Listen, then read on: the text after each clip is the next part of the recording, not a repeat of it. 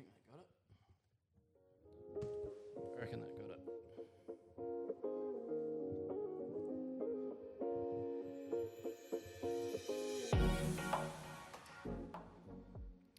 Hello everyone, welcome back to another episode of The Glass Cage. I am George. And I'm JH. This week, I think we're going to talk about soil amelioration. Yeah, and soil health. Yep. We'll obviously not be going deep dive. No, we're not scientists. We're just farmers. We'll just touch on some of the stuff that we've been doing, some of the stuff the neighbours have been doing, what we've seen working, what I reckon that we will do in the future. Yeah, and this is actually our first request. It came in from Kirk on Instagram. Yep. On the Glass Cage pod, everybody. Yeah. So make sure, call to action. Make sure that if you're enjoying this sort of stuff and our format, if you want something to be spoken about, then just contact us on Instagram. Yeah. Send a message. We'll see if we talk about it. We'll make the call on if it's good enough. It's got to be ag related ish. I don't know. Give us a beer suggestion. Yeah, this one. It's obviously still dry July for me. Yeah, it's not for me. So I'm on the sparkly water. Cheeky Monkey Brewing, Imperial Stout, 10th birthday, Silverback. No sponsorship there. No, well, if they do want to, we can go Well, ahead. if they do want to sponsor, go ahead. Yeah, it's a bit heavy, but... stouts aren't for me. We'll talk about heavy duty. Yes, soil. Yeah, I guess we'll start with the big one, deep ripping. Seems to be what everyone... It's the fad, isn't it? It was a big trend, I guess, for farming around here. It was no-till was the way to go. Still is. Yeah. Still is. But people are starting to get constraints with soil. Yeah. Mainly, so I guess in the first couple of years of no-till, this is probably before our time or right at the beginning of our time. Yeah. But having done a little bit of soil science at uni, plough pan and cattle pan, animal pans, the compaction layers right at the top. Yes. They can be alleviated through just time and no-till, mostly. The deeper soil compaction from heavy machinery need to physically get in there and bust that up. Yeah. Now, CTF is a big thing for Australian farmers, especially over here, like in Western Australia, our region. I'd say, at least 60% to 70% of the farmers in the Esperance region would be CTF. Yeah, it's hard to put a gauge on because of everyone's own definitions of controlled traffic. Yes, yeah. But it's our soil's new, isn't it? Yeah. So Esperance was, farming's only been around since the 70s, 60s. Yeah, 50s here. So off the coast and out of town, probably 50s, 60s. Then there was the large expansion. Yeah. So we're dealing with very fresh soil, essentially. Compared to the wheat belt and the East Coast, definitely. Sand. Yeah.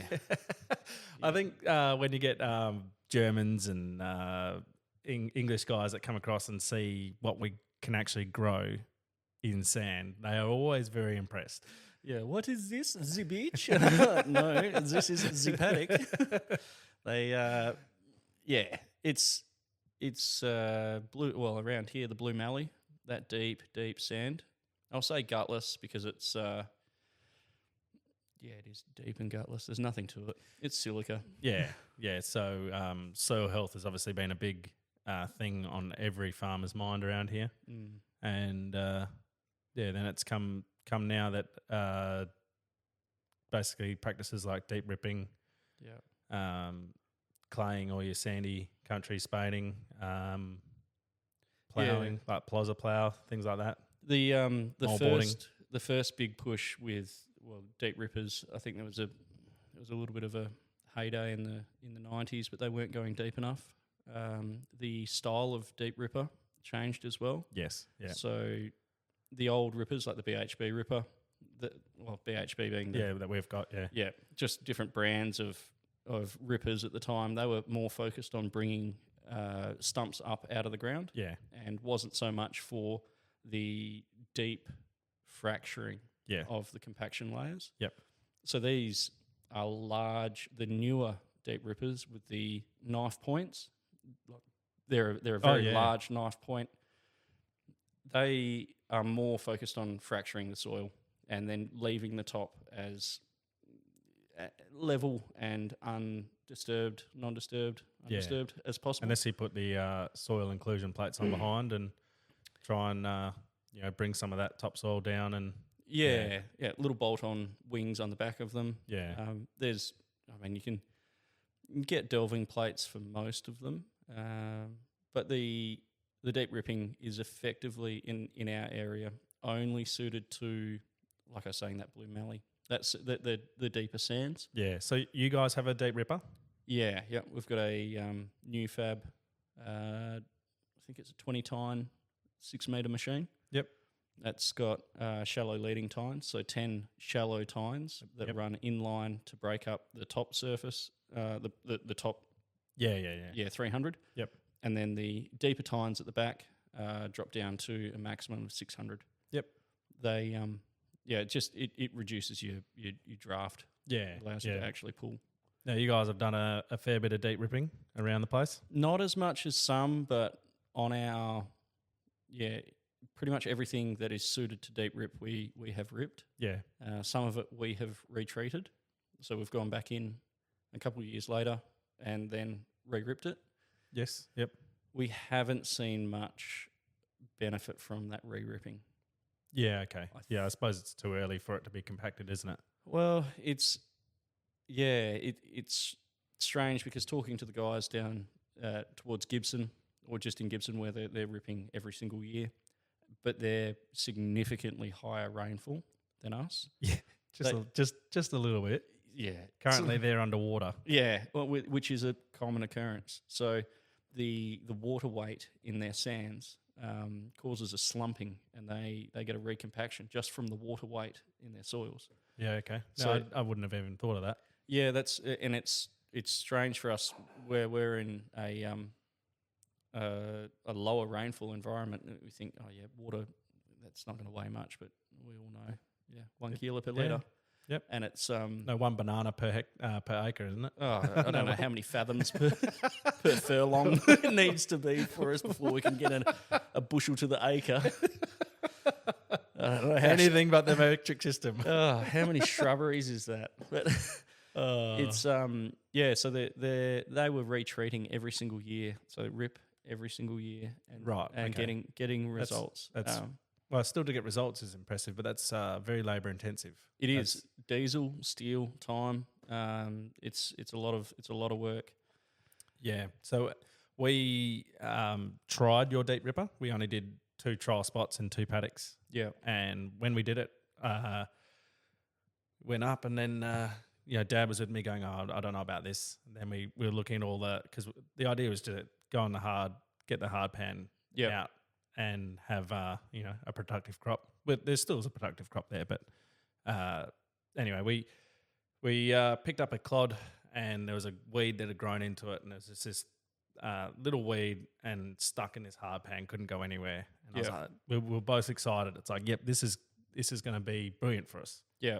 Obviously just wanted to try it. We did an up and a back in 2 spots. No, deep ripping, not for us. Yeah. On my soils, didn't work. It still is recovering. Yeah, so if there's any disturbance of clay, especially our sodic clays, you can send stuff backwards. Yeah, so it was more the fact that it was so cloddy. So that was our driest year on record that obviously none of us knew was going to happen. And at the time, I don't think you guys had the cage. No, do you have the barrels on the back? We didn't have the extra roller. Yeah, so it didn't break up the clods that were behind. Yeah, so we couldn't get a seed establishment. Yeah. Then the other paddock was just right next door, but that was more of a sandy gravel, and that one has recovered now. Like, that's fine, but you still can't pick it. you couldn't pick it from the header, you can't pick it from the ground. So that was like, okay, deep ripping does not work in my area, in my paddocks. I'm sure there's a few that would work. Our Uncle Will, right next door to me, has done a lot of deep ripping, and he's had a very good response from it. Vastly different soil. He's got more of that blue mallee deep sand. Yes. Yeah. So that's where I know we've tried, having the deep ripper, we go and try every soil type and do the same thing. Mm-hmm. And there's some that in the mine shed paddock just across the road, that hard soil, gravelly, still a good portion of sand in there. Yep. I don't know how I'd classify it, but it just went backwards and then neutraled out. So you go, well, why? Yeah, we're not going to persist with this. The deep sands that we've got, where we've planted pine trees in those, those pine plantations, those little areas, a combination of deep ripping and clay has been brilliant. It's the we've actually got crop growing right to the edge of the pine trees now. Yes. So we've got full stubble cover on all of this fragile white sand. Yep. I'm not sure how much that we can put that down to the deep ripping and how much is attributed to the clay, but both of them in combination have been very good. Yeah. So a non-mechanical way for soil health and amelioration is just spreading. So doing your soil tests, figuring out what works best. Yeah. Trying to get that pH where we want it. Yeah. We have done a lot of gypsum on our farm up there. Yep. Back in the very early days, Dad's put tons and tons and tons and tons to the hectare on board. Yep. Which has helped a lot. Yeah. And we always now, as a practice, we apply 1 ton per hectare on anything that's going into canola. Yep. And it shows in our soil sampling results how sulfur is. Yep. It's instead of declining, it's now increasing and staying at a constant level. Yeah. And there are some paddocks that we've had to also lime quite heavily as well. Yeah. So it's not we don't do a huge liming program. This year we only did, I think, 400 ton. Yep. The year before that was maybe 1,000, but we're not big limers up there. Yeah. It doesn't require it. We're more gypsum. Yeah. At the moment anyway. Yeah. I know that with so as most things, the combination, no-till controlled traffic and gypsum on the grey clays has transformed a lot of our farm from being, we would say it sets like concrete, to actually being quite friable. Yes. And if we're not disturbing it and buggerizing around and compacting it all the time, driving all over it and packing it down, that gypsum is doing a really good job. Yeah. I know that doesn't works for us up there. Gypsum will stay in the profile, but for more like where your lease block is, they're needing to apply every year because it all obviously leaches out. And you were saying about your sulfur levels, the sulfur being one of the more leachable or mobile. Yes. Yeah. 500 kilos on sands that don't require obviously gypsum for the clay. Yes. That is pretty well done. Gone. Yeah. The next year, it's still go and do it because it's the cheapest sulfur that you can get. Yeah. And canola loves sulfur. So moving off from deep rippers, you guys have also dabbled in speed tillers. Yeah, we've tried them before. We've used them for incorporating stuff at the on the sands, deep sands at Cool and Bidrup. We've used them for incorporating clay, and so that's clay from because you guys have a clay spreader. Well, you've got a spreader, a new fab one, which does both fertilizer and clay. Yep. You can just put the different spinners on and go spreading clay with it. The speed tiller, we've got a 6 metre machine coming. We're getting that from over east. It's got a seed unit on top of it and splash plates. Yes. So just a 500 litre seed unit. Mm-hmm. And we're going to use that for putting our summer crops in down at Coombage up on the sands. Yep. And then use that for incorporating clay when we go spread clay, or even possibly trial some incorporation of gypsum where we need to. Yeah. Yep. Not a by no means speed tilling all of our paddocks. We've done No. I mean, that's the thing when it comes to soil, and that's why you ground truth it. Well, first of all, you do your soil samples. Yeah. Then you ground truth it, and you go, okay, this area clearly needs it. Yeah. That area clearly doesn't, and then you can make your map from there. Yeah. You wouldn't put your deep ripper in at one end of the paddock and go the other end. Yeah. Just leaving your deep ripper down at 600. You're going to be, bringing it up as you get to the, the soil types. Yeah. You don't want to bring up all that clay and Yeah. yeah. Considering some of the soil type, like some of the paddocks have got 6 soil types in them. You can go from here to 10 meters away and have a different soil type. Yeah. Very evident in our sand. So we've got a lot of, well, not a lot. We've got areas of sand blows where literally nothing grows, but it can be 10 meters and you can have a 3-ton crop. Yep.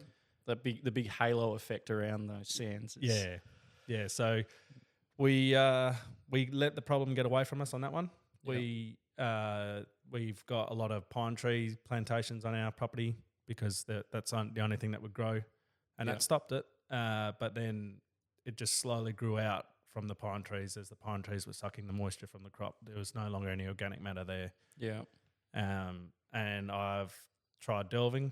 We borrowed one of the delvers from around here and put it down a metre and more sand. More sand, not even a different colour sand. We then tried moldball plough. We borrowed your guys' moldball plough just to invert the soil and just see if the sand, would obviously If you help. got that non-wetting top. Yeah, and unfortunately, it was just deep sand. Yeah. And it was too late to do any claying, so I was like, okay, well, let's just try this. So we did a little area, didn't work.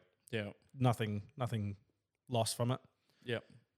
So finally we got onto and actually did some claying and spread the clay on with a Carry grader? carry grader. Yep. Thank you, lost the word. And then incorporated that with a spader. Yes. Yeah. Now that has worked sensationally. Yep. But there has been issues. Yeah.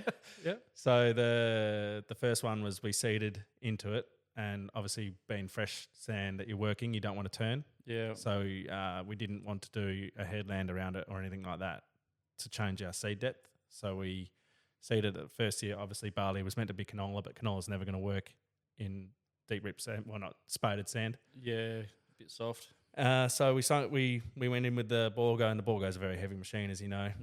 And look, quite a bit came up, but it was from a depth, and then it just didn't work after that. Most of it all died off. And one section that we left for like 3 or 4 weeks, and then came and seeded, that was fantastic. Yeah. We grew that around.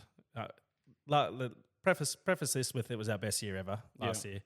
So the paddock around it was going like an average of 4.8, and it'd go into the sand that was growing nothing, and we were getting anywhere from 2 to 5 ton. Yeah. And that was sensational. Yeah. From years and years gone by where we've gone over this stuff in road transport gear. Yeah. And gone, we're just covering hectares to get to the other side of this. Yep. And that's it. And you may be picking up, on a good year, 500 kilos. Yeah. It's still putting, in those days, when we were blanket rating, and you're still putting down the same rate. So you still got the same inputs. And Yeah. So, I mean, that's just trying to bring soil health back is it's a big mission. Yeah. It seemed quite like the way you guys did it as a big campaign. Like you got it done, and it's all done. Yeah. Like now it's all. Yeah. Have you got any left to do? Look, there is a little bit more, but now with the moving forward with the Aboriginal Heritage Act, I'm not too sure how that goes with digging up a clay pit. I obviously need to do a bit of research into that before we do some more, but the only amount we'd have left would be about 5 hectares. So it's not a huge amount. It's doable. I've done our big problem areas now. Yeah. There's a lot of guys up I know like Brad Egan up at Scadden. Oh yeah. He's done hundreds and hundreds and hundreds of hectares. It seems to have just been a fairly constant thing. Yeah. Yep.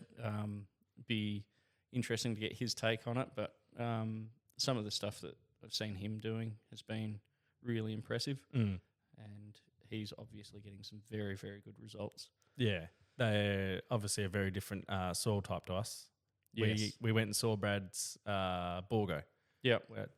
Going back to the last episode, how we we went and looked at a few people's Borgos. We looked at his, and for us on the seed hook, we're changing tines every 2,000 hectares. Yes. And we wanted to know because he was using a root boot, so they're a big boot, and go and it was the same. We went to Phil Longmire's as well. They had Borgo. Same responses. How many hectares or how long are you doing on a set of tines? Boots. And they're like, oh yeah, no, look, we'll probably at the end of the season give them a change. And I'm like, okay, so that's one season? No, 4 seasons. It was like, Yeah. no. I guess some of this stuff is like, well, you go and drop a piece of sticky tape and you've got emery. you've got sandpaper. Yeah. So, but I mean, everyone's still dealing with the same issues, aren't they? Soil health is obviously the number one for a farmer because it's how we make our money. Yeah. If you've got the soil, sun and rain, that's it. So the other thing, we've touched on it before, but you have stripper fronts. So you guys are obviously keeping a lot more organic matter. Yeah, the aim there was to try and keep all of the stubble in one place. There's two things actually. I'm not going to try and number how many reasons there were for us to go down that way. We didn't think there was any point in cutting all of the straw, processing all of the straw, and then trying to spread that nutrient back out. Which, as we know, even the companies will boast, no, you're going to get a 60-foot spread or a 40-foot spread evenly, even in wind. Butterfly farts in East Germany. And you can't bloody spread it more than 2 feet each side. So the stripper fronts allow us just to take off the heads, leave the straw standing where it is, and then let it fall over and decay where it stood. Trying to keep that even nutrient distribution. Another part is to try and shelter the soil from the sun and from wind. Yep. And we're not sure how it's going with moisture retention, but it doesn't take a huge working of the grey matter to go. If there's shade over soil, there's going to be less evaporation. Yep. So less wind and less sun on the soil. That's the main aim for that, is to try and keep all of our stuff there. And it's a feel good thing. Sometimes you walk out in the paddock and you scratch across the laid over stubble in the crop. Yep. And underneath the stubble is earthworms. And you look and go, well, there's lots of critters that are alive underneath all of that. And they're earthworms are the best sign of great soil health. Yeah. Last year it was amazing to see just how much earthworm activity there was. Yeah. It's sensational. A good thing. Yeah. The underground livestock. Yeah. They're just processing everything, and so the stubble retention, full stubble retention is a part of what we're trying to do. Yes. But it's not without its challenges. No system is. Yeah. We touched on it last episode with stubble blocks, and you can try and do the right stuff all the time.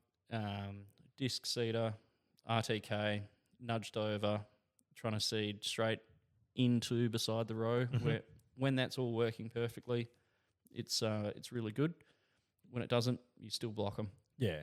We still have stubble clumps and stuff to deal with.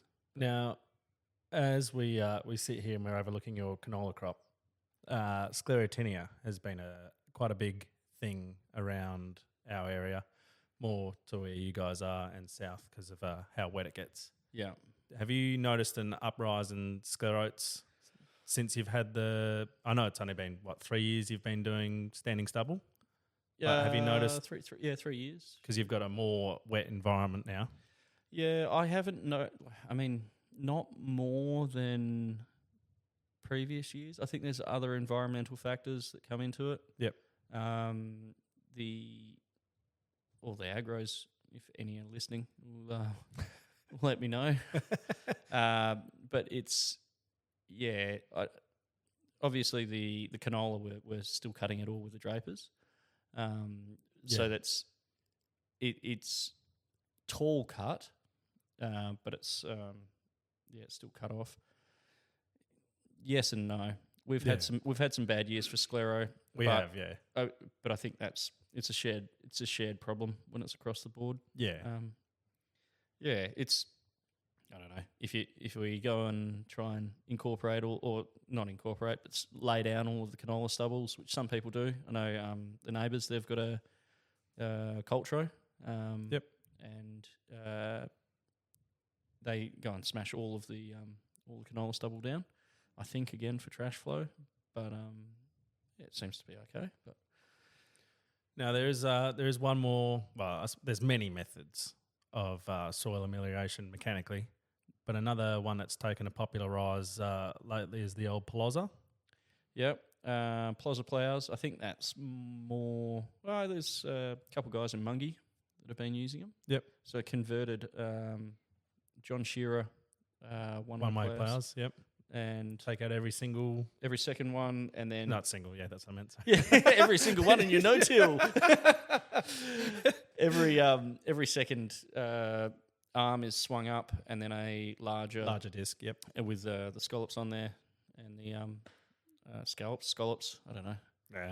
Yeah, those little prawns, little slices out of the disc. They allows them to dig and flip over to, I think it's like 300.